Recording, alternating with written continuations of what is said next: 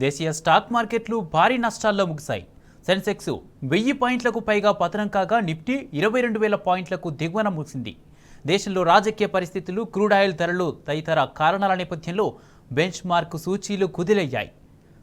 సెన్సెక్స్ 1062 పాయింట్ల నష్టంతో 72,404 వద్ద ముగిసింది. నిఫ్టీ 345 పాయింట్లు కోల్పోయి 21,958 పాయింట్ల వద్ద ముగిసింది.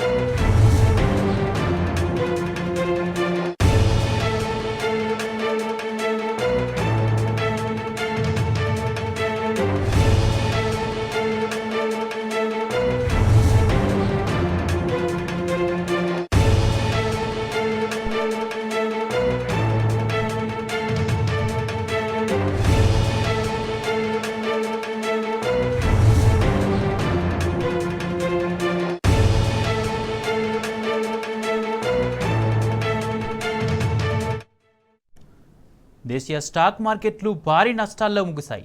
సెన్సెక్స్ 1000 పాయింట్లకు పైగా పతనం కాగా నిఫ్టీ 22,000 పాయింట్లకు దిగువన ముగిసింది. దేశంలో రాజకీయ పరిస్థితులు, క్రూడ్ ఆయిల్ ధరలు తదితర కారణాల నేపథ్యంలో బెంచ్ మార్క్ సూచీలు కుదేలయ్యాయి. సెన్సెక్స్ 1062 పాయింట్ల నష్టంతో 72,404 వద్ద ముగిసింది. నిఫ్టీ 345 పాయింట్లు కోల్పోయి 21,958 పాయింట్ల వద్ద ముగిసింది.